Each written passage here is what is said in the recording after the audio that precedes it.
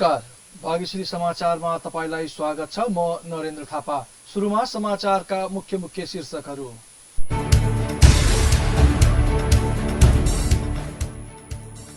लकडाउनले पीडित उद्योगी व्यवसायको समस्या समाधानका लागि नेपालगञ्ज उद्योग वाणिज्य संघ र सरकारवाला बीच छलफल।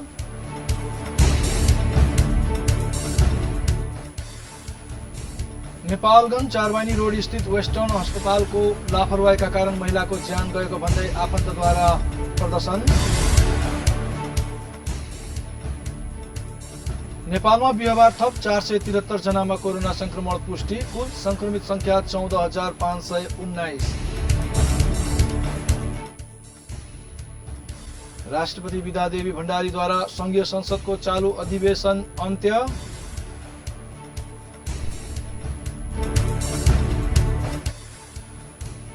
र खेलकुद ऐन लागू भएसँगै राष्ट्रिय खेलकुद परिषदमा अन्योलता छायो।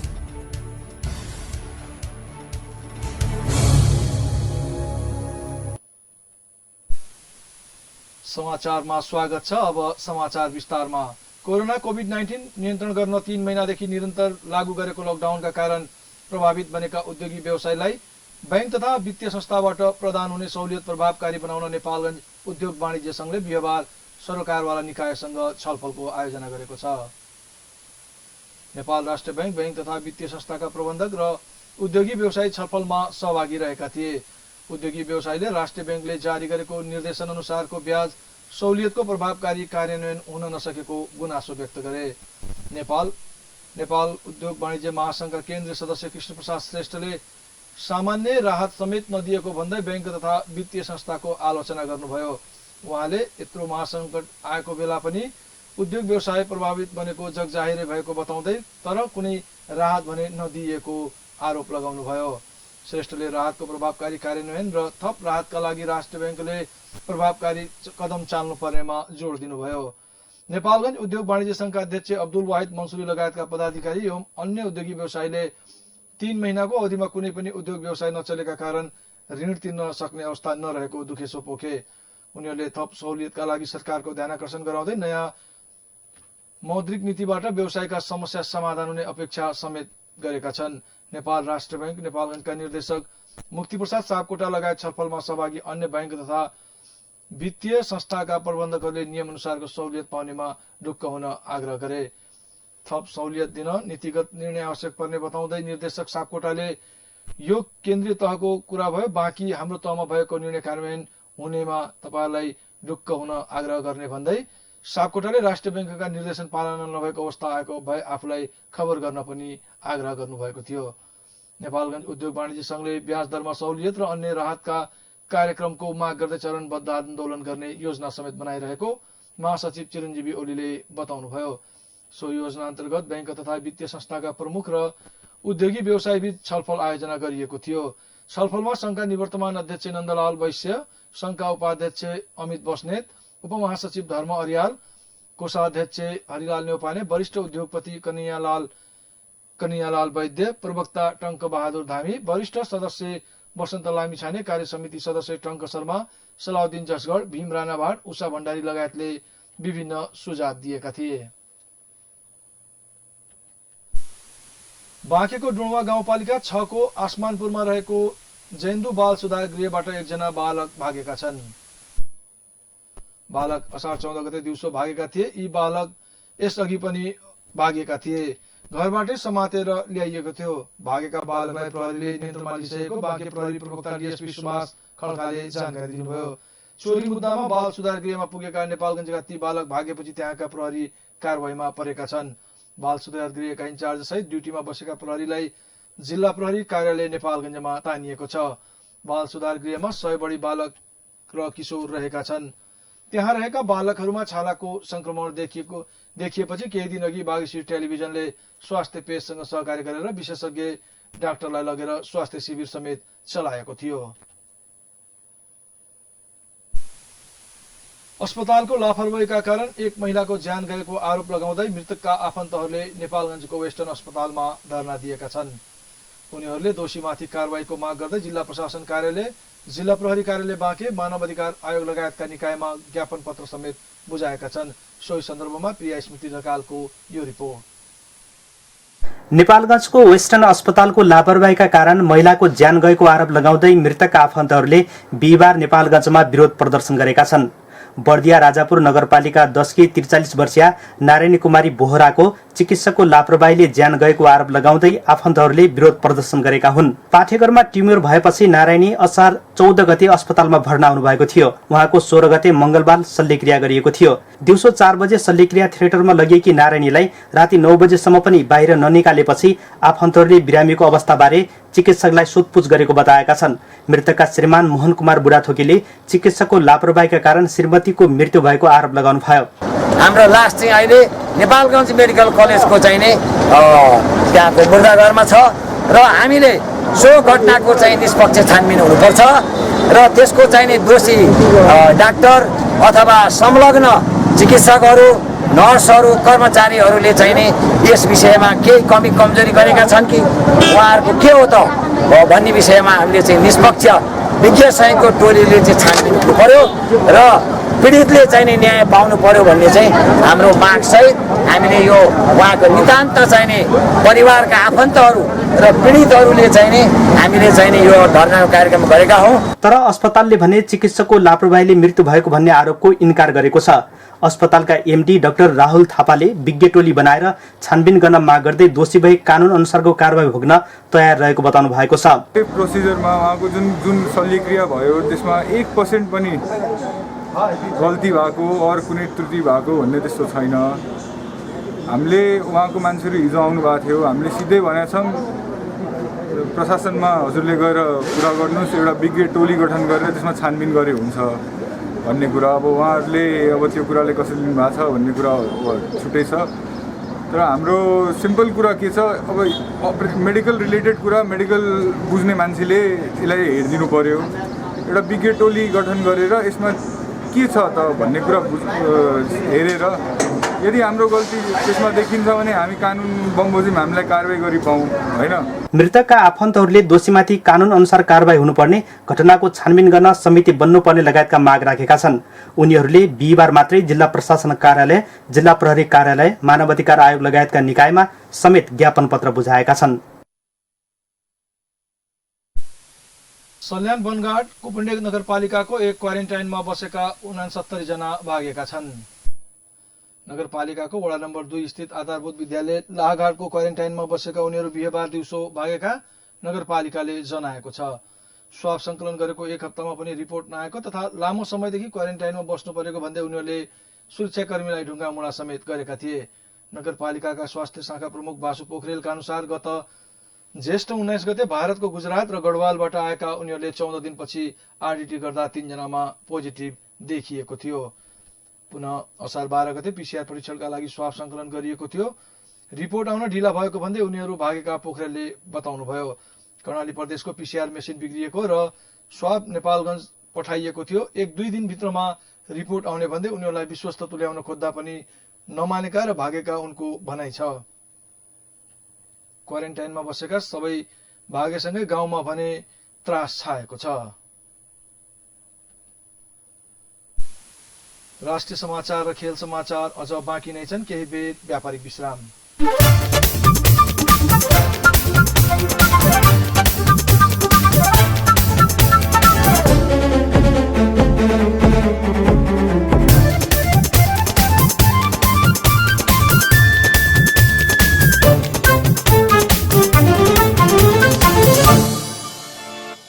कोरोना भाइरस कोभिड-19 बारे सर्वसाधारणका लागि स्वास्थ्य सन्देश। ज्वरो आएमा, खोकी लागेमा वा श्वास फेर्न गाह्रो भएमा नजिकको स्वास्थ्य केन्द्रमा सम्पर्क गर्नुहोस्। खोक्दा, आछ्यु गर्दा नाक, मुख टिस्यु पेपर वा कुइनाले छोप्ने, बेला बेलामा साबुन पानीले हात मिची धुने वा अल्कोहल भएको सेनिटाइजर प्रयोग गर्ने, हात मिलाउनु वा अङ्कमाल गर्नुको सट्टा नमस्कार गर्ने, भिडभाड भएको ठाउँमा नजाने। अध्यक्ष भगन चौधरी, बैजनाथ गाउँपालिका वडा number 8 Banke. Corona virus COVID-19 बारे सर्वसाधारणका लागि स्वास्थ्य सन्देश। ज्वरो आएमा, खोकी लागेमा वा श्वास फेर्न गाह्रो भएमा नजिकको स्वास्थ्य केन्द्रमा सम्पर्क गर्नुहोस्। खोक्दा, आछ्यु गर्दा नाक, मुख टिस्यु पेपर वा कुइनाले छोप्ने, बेला बेलामा साबुन पानीले हात मिची धुने वा अल्कोहल भएको सेनिटाइजर प्रयोग गर्ने, हात मिलाउनु वा अङ्कमाल गर्नुको सट्टा नमस्कार गर्ने, भिडभाड भएको ठाउँमा नजाने। अध्यक्ष भण्डारीलाल यादव, डुडुवा गाउँपालिका वडा number 3 Banke. Corona virus COVID-19 बारे सर्वसाधारणका लागि स्वास्थ्य सन्देश। ज्वरो आएमा, खोकी लागेमा वा श्वास फेर्न गाह्रो भएमा नजिकको स्वास्थ्य केन्द्रमा सम्पर्क गर्नुहोस्। खोक्दा, आछ्यु गर्दा नाक, मुख टिस्यु पेपर वा कुइनाले छोप्ने, बेला बेलामा साबुन पानीले हात मिची धुने वा अल्कोहल भएको सेनिटाइजर प्रयोग गर्ने, हात मिलाउनु वा अङ्कमाल गर्नुको सट्टा नमस्कार गर्ने, भिडभाड भएको ठाउँमा नजाने।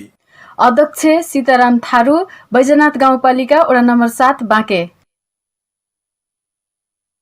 कोरोना भाइरस कोभिड-19 बारे सर्वसाधारणका लागि स्वास्थ्य सन्देश। ज्वरो आएमा, खोकी लागेमा वा श्वास फेर्न गाह्रो भएमा नजिकको स्वास्थ्य केन्द्रमा सम्पर्क गर्नुहोस्। खोक्दा, आछ्यु गर्दा नाक, मुख टिस्यु पेपर वा कुइनाले छोप्ने, बेला बेलामा साबुन पानीले हात मिची धुने वा अल्कोहल भएको सेनिटाइजर प्रयोग गर्ने, हात मिलाउनु वा अङ्कमाल गर्नुको सट्टा नमस्कार गर्ने, भिडभाड भएको ठाउँमा नजाने। अध्यक्ष वीरेन्द्र पाल सिंह, नरेन्द्रपुर गाउँपालिका वडा नम्बर 6 बाँके।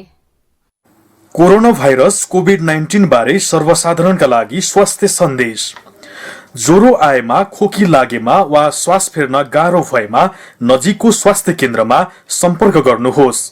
खोक्दा, आछ्यु गर्दा नाक, मुख टिस्यु पेपर वा कुइनाले छोप्ने, बेला बेलामा साबुन पानीले हात मिची धुने वा अल्कोहल भएको सेनिटाइजर प्रयोग गर्ने, हात मिलाउनु वा अङ्कमाल गर्नुको सट्टा नमस्कार गर्ने, भिडभाड भएको ठाउँमा नजाने। अध्यक्ष चन्द्रिका प्रसाद गुप्ता, जानकी गाउँपालिका 2 बेलबार बाँके। नमस्कार, म डाक्टर धवल शमशेर राणा, मेयर नेपालगञ्ज उपमहानगरपालिका बाँके। लागू पदार्थको प्रयोग रोकथामका लागि नेपालगञ्ज उपमहानगरपालिकाले विभिन्न चेतनामूलक कार्यक्रम गर्दै आएको छ। लागू पदार्थको प्रयोगले व्यक्ति, परिवार, समाज र राष्ट्रकै लागि ठूलो नोक्सानी हुन्छ। त्यसैले आजैदेखि यो लतबाट आफू पनि जोगाउँ र अरूलाई पनि जोगाउँ। नेपालगञ्ज उपमहानगरपालिका सहारा हाउस, सामना पुनःस्थापना केन्द्र, नवकिरण पुनःस्थापना केन्द्र, प्रेरणा पुनःस्थापना केन्द्र, परिवर्तन समूह पुनःस्थापना केन्द्र, प्रयास नेपाल पुनःस्थापना केन्द्र, नयाँ आशा पुनःस्थापना केन्द्र, आरम्भ पुनःस्थापना केन्द्र, समर्पण पुनःस्थापना केन्द्र, नवदृष्टि महिला पुनःस्थापना केन्द्र र सारथी महिला पुनःस्थापना केन्द्रद्वारा जनहितमा जारी सन्देश। कोरोना भाइरस कोभिड-19 बारे सर्वसाधारणका लागि स्वास्थ्य सन्देश। ज्वरो आएमा, खोकी लागेमा वा श्वास फेर्न गाह्रो भएमा नजिकको स्वास्थ्य केन्द्रमा सम्पर्क गर्नुहोस्। खोक्दा, आछ्यु गर्दा नाक, मुख टिस्यु पेपर वा कुइनाले छोप्ने, बेला बेलामा साबुन पानीले हात मिची धुने वा अल्कोहल भएको सेनिटाइजर प्रयोग गर्ने, हात मिलाउनु वा अङ्कमाल गर्नुको सट्टा नमस्कार गर्ने, भिडभाड भएको ठाउँमा नजाने। जनहितका लागि नेपालगञ्ज उपमहानगरपालिका वडा नम्बर 1 द्वारा जारी सन्देश। नमस्ते, मेरो नाम सिर्जना साई हो। म पहिला लागु औषध प्रयोग गर्ने गर्थेँ होइन। अब कहिले साथीहरूको लयमा लागेर, कहिले रहरले होइन, अब कहिले अब केही प्रब्लमहरू भुल्नको लागि लागु औषध युज गर्ने गर्थेँ होइन। अब दिन प्रतिदिनहरू बित्दै जाँदाखेरि होइन, अब म कसरी त्यसको एडिक्ट हुन पुगेँ म आफैलाई थाहा भएन होइन। अब दिन प्रतिदिन बित्दै जाँदा अब सबैले मेरो साथहरू छोडे होइन। मैले सबैको माया विश्वासहरू गुमाएँ होइन। मलाई यतिसम्म भइसकेको थियो कि म मान्छेहरूको अगाडि यतिसम्म नराम्रो भइसकेको थियो कि अब मेरो जीवन यसरी नै जान्छ जस्तो लाग्थ्यो मलाई होइन। मलाई अति भइसकेपछि अब म कसरी सुधारको बाटोमा हिँडौँ भन्ने मलाई भइसकेको थियो होइन। त्यसपछि म यो संस्थासम्म कसरी आइपुगेँ म आफैलाई थाहा छैन होइन। यहाँ आएपछि मैले धेरै कुराहरू बुझेँ होइन। ममा अब धेरै सकारात्मक सोचहरू आएको छ होइन। ममा धेरै परिवर्तनहरू आएको छ होइन। अब ममा यति धेरै परिवर्तनहरू आउनुमा अब सबैभन्दा पहिला त म आफ्नो अब फ्यामिलीलाई र मेरो संस्थालाई होइन आफ्नो हृदयदेखि नै धन्यवाद व्यक्त गर्न चाहन्छु होइन। आज म सबैलाई अब यो भन्न चाहन्छु कि खुसी र सुखी जीवन जिउनको लागि आजैबाट सबैले लागु औषध त्यागो। नेपालगञ्ज उपमहानगरपालिका सहारा हाउस, सामना पुनःस्थापना केन्द्र, नवकिरण पुनःस्थापना केन्द्र, प्रेरणा पुनःस्थापना केन्द्र, परिवर्तन समूह पुनःस्थापना केन्द्र, प्रयास नेपाल पुनःस्थापना केन्द्र, नयाँ आशा पुनःस्थापना केन्द्र, आरम्भ पुनःस्थापना केन्द्र, समर्पण पुनःस्थापना केन्द्र, नवदृष्टि महिला पुनःस्थापना केन्द्र र सारथी महिला पुनःस्थापना केन्द्रद्वारा जनहितमा जारी सन्देश।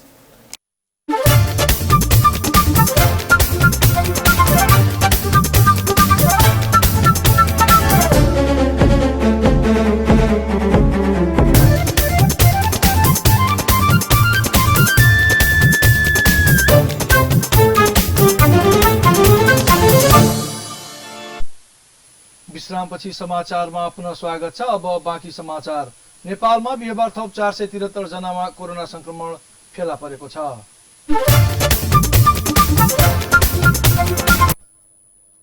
देशका विभिन्न प्रयोगशालामा गरिएको परीक्षणका क्रममा थप 473 जनामा कोरोना भाइरसको संक्रमण पोजिटिभ देखिएको स्वास्थ्य तथा जनसंख्या मन्त्रालयका प्रवक्ता डाक्टर जागेश्वर गौतमले जानकारी दिनुभयो। थपिएका 473 सहित नेपालमा संक्रमितको संख्या 14,519 पुगेको छ।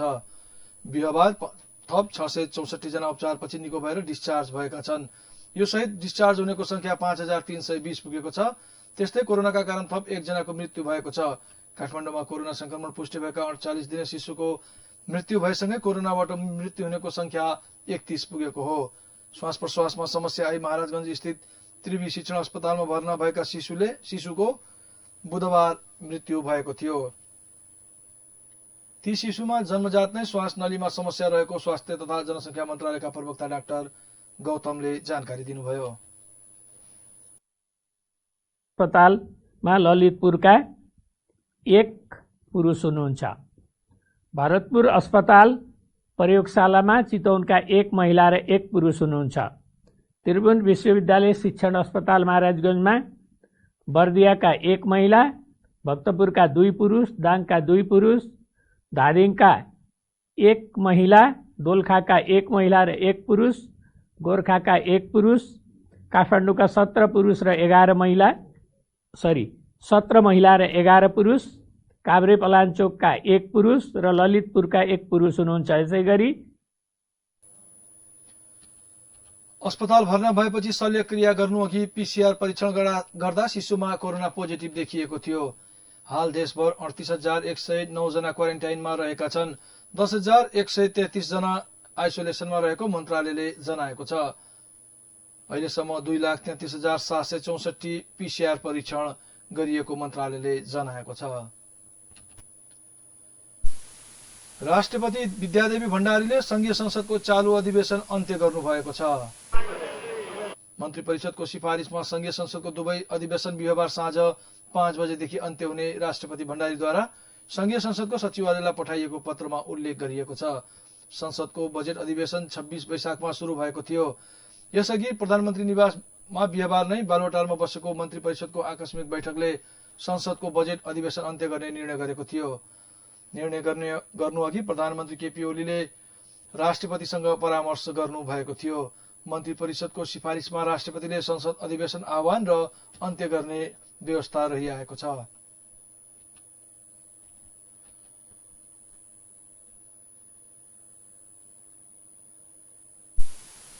सत्तारूढ दल नेपाल कम्युनिस्ट पार्टी नेकपाले पार्टी एकतामा गम्भीर संकट पैदा भएको भन्दै समाधानका लागि अधिकतम प्रयास गर्ने निष्कर्ष निकालेको छ। बालुवाटारमा बिहिबार बसेको स्थायी कमिटी बैठकले उक्त निष्कर्ष निकालेको हो।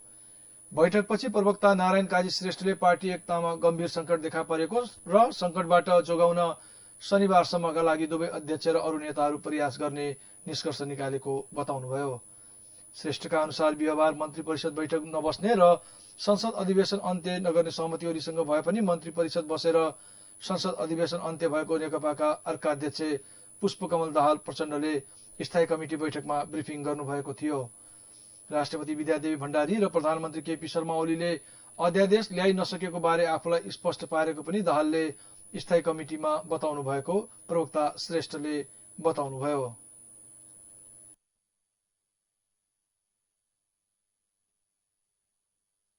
सूचीमै छलफल सुरुवात भयो, जस अन्तर्गत कमरेड केशव बडाल र कमरेड अमृत बोहराले आफ्नो विचार प्रस्तुत गर्नुभयो।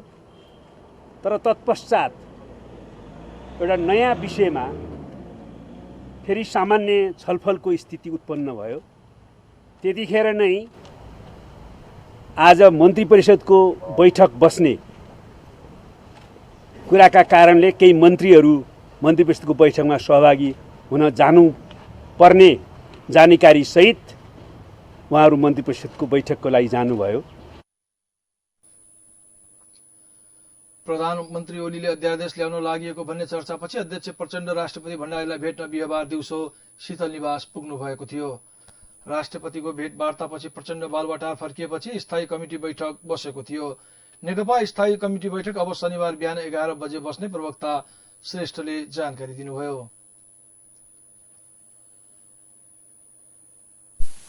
राष्ट्रिय सभाको 6औं अधिवेशन अवधिमा 35 बैठक बसेको र 60 घण्टा 50 मिनट सभा सञ्चालन भएको छ।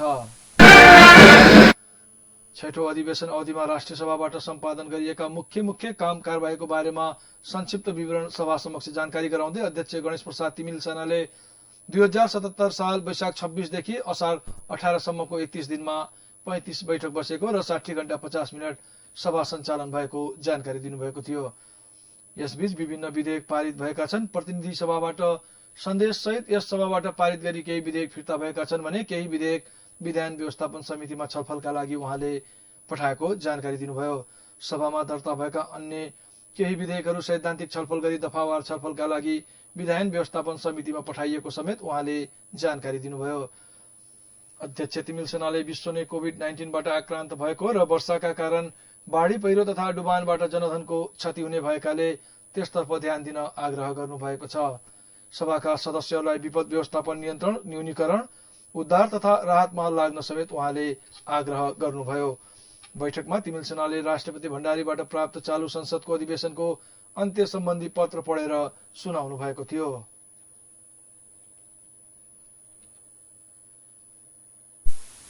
नेपाली कांग्रेसले दलितको अधिकार अझै पनि सुनिश्चित हुन नसकेको भन्दै सरकारको ध्यान आकर्षण गराएको छ। राष्ट्रिय सभाको बिहिबारको बैठकको विशेष समयमा कांग्रेसका सांसद जितेन्द्र नारायण देवले जातीय छुवाछुतको अन्त्य गर्ने कुरा संविधानको मौलिक हकमा स्पष्ट व्यवस्था रहे पनि दलितको अधिकार सुनिश्चित हुन नसकेको तर्फ ध्यान आकर्षण गराउनुभयो। उहाँले बलात्कारका घटना बढ्दो क्रममा रहेको र त्यसमा पनि दलित बढी पीडित बनेको उल्लेख गर्नुभयो। 2 वर्षमा 4940 महिला विरुद्धका घटना भएको तथ्याङ्क पेश गर्दै उहाँले त्यसमा 35% दलित परेको बताउनुभयो। यस्तो कारुणिक र क्रूर किसिमको आक्रमण दलितमाथि भएको भन्दै यसप्रति गम्भीर हुनुपर्ने उहाँको भनाइ छ। उहाँले दलितलाई आर्थिक रूपले मजबुत बनाउन तथा गरीब परिवारको आर्थिक अवस्था सुधार गर्नका लागि कार्यक्रम ल्याउन समेत माग गर्नुभयो। विशेष समयमा नेपाल कम्युनिस्ट पार्टी नेकपाका उदय शर्मा पौडेलले कोरोना रोग नियन्त्रणमा थप प्रभावकारी कदम चाल्न आग्रह गर्नुभयो। उहाँले यातायात क्षेत्रमा पासकै कारण भएको झन्झट समाधान गर्न समेत आग्रह गर्नुभयो। नेकपाकै ठगेन्द्र प्रकाश पुरीले बन्दाबन्दीका कारण सर्वोच्च र मातहतका अदालतबाट सीमित सेवा प्रवाह भइरहेकाले फिराद पत्र दिन पाउने लगायत आवश्यक सेवा सञ्चालन गर्न माग गर्नुभयो। बैठकले संघ, प्रदेश र स्थानीय तह अन्तर्सम्बन्ध व्यवस्थापन विधेयक 2077 लाई प्रतिनिधि सभाबाट भएको संशोधन स्वीकार सहित पुनः पारित गरियोस् भन्ने प्रस्ताव सदनमा सर्वसम्मतिबाट पारित गरेको छ। सभामा अध्यक्ष गणेश प्रसाद तिमिल सेनाले राष्ट्रपतिको कार्यालयबाट प्राप्त विनियोजन विधेयक 2077, आर्थिक विधेयक 2077, राष्ट्रिय ऋण उठाउने विधेयक 2077, ऋण तथा जमानत 24औं संशोधन विधेयक 2077 र केही अध्यादेश खारेज गरी नेपाल ऐनको साबिकको व्यवस्था जगाउन बनेको अध्यादेशलाई प्रस्तावना गर्ने विषय विधेयक 2077 प्रमाणीकरण सम्बन्धी पत्रको बेहोरा पढेर सुनाउनुभयो।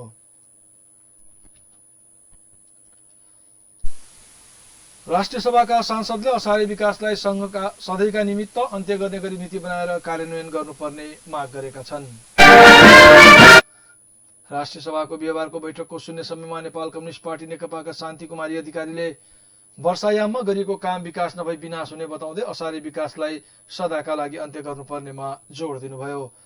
नेपालमा जेठ 15 गते बजेट सार्वजनिक गरी असार महिनाभित्र बजेट पास गरिने र साउन र भदौ महिनामा पालै पालो घर विदामा बस्ने हुँदा कर्मचारीका अभावमा कार्यालयमा काम ढिला सुस्ती हुने उहाँले बताउनुभयो।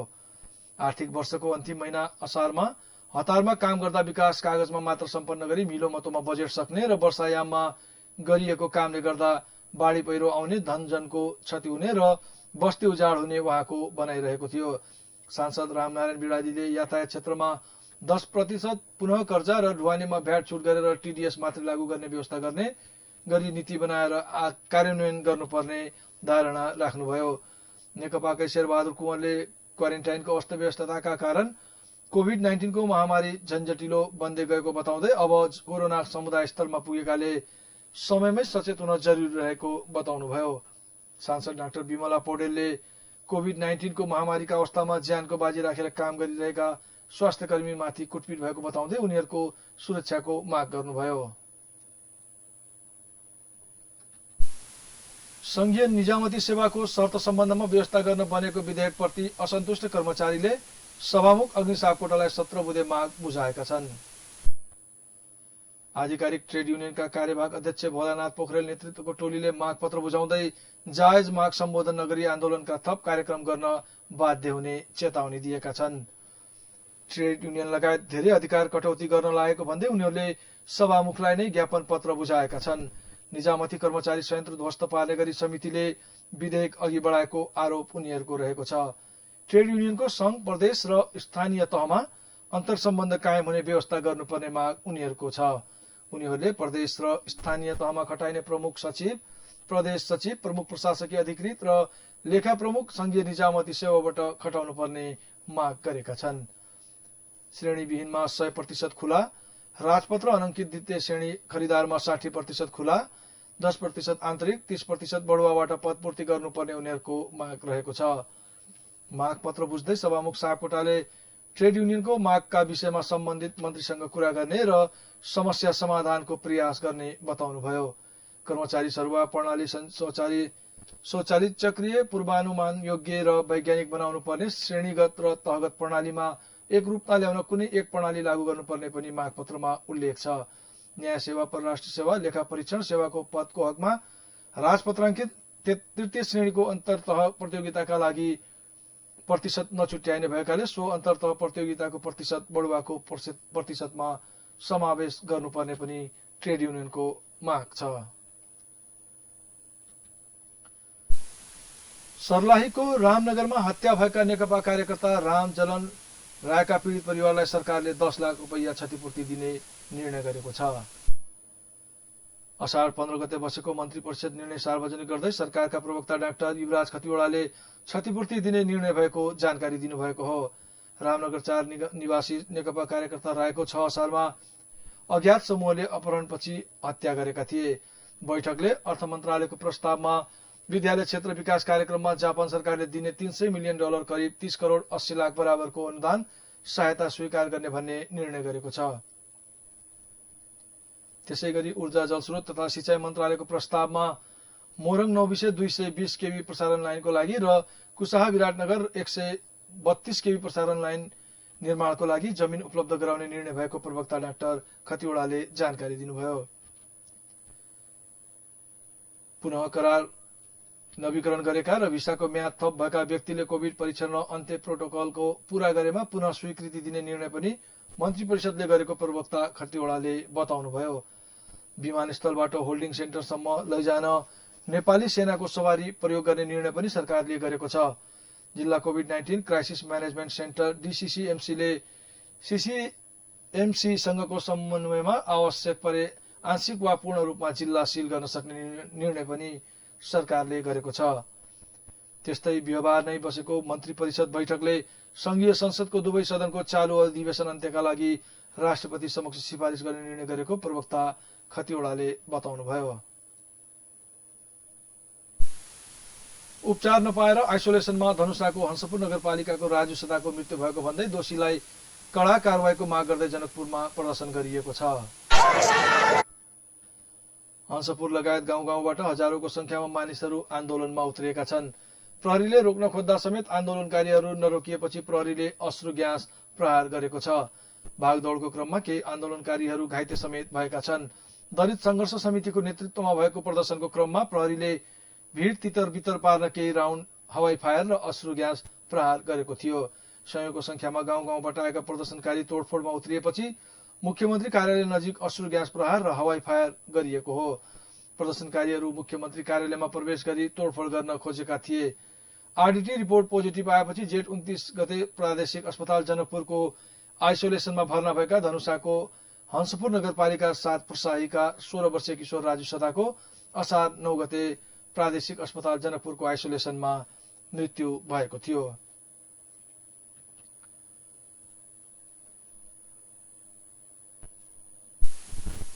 हामी समाचारको अन्ततिर छौं। अब खेल समाचार। राष्ट्रिय खेलकुद विकास ऐन 2077 लागू भएसँगै राष्ट्रिय खेलकुद परिषद हालको संरचना के हुने भन्ने अन्यल भएको छ। प्रमाणीकरण भएको मितिले 7औं दिनदेखि प्रारम्भ हुने ऐनमै उल्लेख छ। संघीय संसदको दुवै सदनबाट पास भएपछि खेलकुद ऐन राष्ट्रपति विद्यादेवी भण्डारीले असार 11 गते प्रमाणीकरण गरेकी थिइन्। ऐन लागू भएसँगै राष्ट्रिय खेलकुद परिषदको बोर्ड र त्यस अन्तर्गतका सबै संरचना कानूनी रूपमा स्वतः खारेज भएको छ। प्रमाणीकरणपछि युवा तथा खेलकुद मन्त्री जगत बहादुर विश्वकर्माले राखेपाका पदाधिकारी र सदस्यले बाँकी अवधिसम्म सोही पदमा रहेर निजामत जिम्मेवारी निर्वाह गर्ने बताएका थिए। तर ऐनमा त्यस्तो कुनै व्यवस्था छैन। त्यसकारण पनि अहिलेका राखेपा पदाधिकारी र सदस्यको अवस्था के हुने भन्न अन्यल बनेको छ। युवा तथा खेलकुद मन्त्रालयका सचिव रामप्रसाद थपलियाले नयाँ ऐन अनुसार कार्यान्वयन गर्नका लागि राखेपामा पत्राचार समेत गरिसकिएको बताएका छन्। राखेपा सदस्य सचिव रमेश कुमार सिलवालले सरकारबाट निर्णय नभएसम्म परिषद नजाने बताएका छन्। नयाँ ऐनमा सदस्य सचिवले हाल प्रयोग गर्दै आएको एकल अधिकारको अन्त्य भएको छ। सदस्य सचिवले प्रयोग गर्दै आएको अधिकार अब 7 सदस्यीय कार्यकारी समितिले प्रयोग गर्नेछ। छनौट समितिको सिफारिसमा राखेपा सदस्य सचिव सरकारले नियुक्ति गर्ने व्यवस्था छ। राखेपाको सदस्य सचिव बन्नको लागि स्नातक उत्तीर्ण गरी खेलकुद क्षेत्रमा कम्तीमा 5 वर्षको अनुभव भएको र 30 वर्ष उमेर पूरा भएको नेपाली नागरिक हुनुपर्ने गरी योग्यता तोकिएको छ। सदस्य सचिवको एकल अधिकार कार्यकारी समितिमा सार्ने राखेपा जस्तै संयन्त्र प्रदेश र स्थानीय तहले निर्माण गर्न सक्ने लगायतका प्रावधान ऐनमा रहेको छ। राखेपा कर्मचारी समितिमा खेलकुद मन्त्रालयको खेलकुद महाशाखा प्रमुख, खेलकुद परिषदका सदस्यहरू मध्येबाट परिषद अध्यक्ष रहेका युवा तथा खेलकुद मन्त्रीले मनोनित गरेका 2 जना, परिषदले मनोनित गरेका 2 जना सदस्यका रूपमा रहनेछन्। खेलकुद परिषदको प्रशासन महाशाखा प्रमुखले सचिवको जिम्मेवारी पाउनेछन्। यसैगरी राखेपाको हाल रहेको 23 सदस्यीय बोर्डलाई 30 सदस्यीय बनाउने र परिषदमा प्रदेश स्तरका खेलकुद सम्बन्धी संरचनाका प्रमुखदेखि नेपाली सेना, नेपाल प्रहरी र निजी क्षेत्रका प्रतिनिधिलाई समेत सदस्यका रूपमा राख्ने व्यवस्था थपिएको छ। विश्वविद्यालयहरूको खेलकुद विभागका प्रमुख, खेलकुद मन्त्रालयको महाशाखा प्रमुख, राष्ट्रिय तथा अन्तर्राष्ट्रिय खेलाडी, ओलम्पिक कमिटी लगायतको सहभागिता सुनिश्चित गरिएको छ।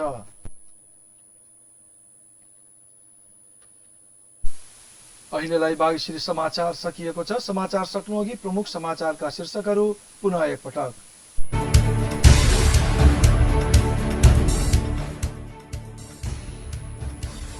उद्योगी व्यवसायको समस्या समाधानका लागि नेपालगञ्ज उद्योग वाणिज्य संघ र सरोकारवाला बीच छलफल।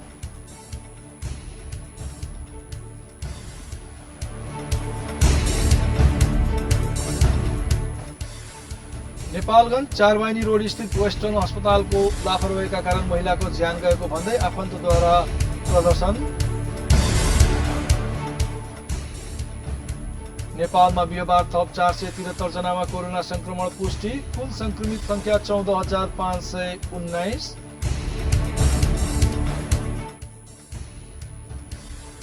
राष्ट्रपति विद्यादेवी भण्डारीद्वारा संघीय संसदको चालू अधिवेशन अन्त्य।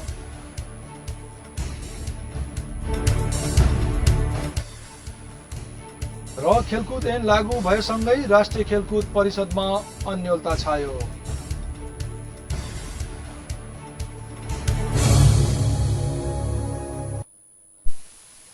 हवस् त बागेश्वरी समाचारबाट म नरेन्द्र थापा बिदा हुन्छु। घरमै बसौं, सुरक्षित रहौं, हेर्दै गर्नुहोस् बागेश्वरी टेलिभिजन। नमस्कार।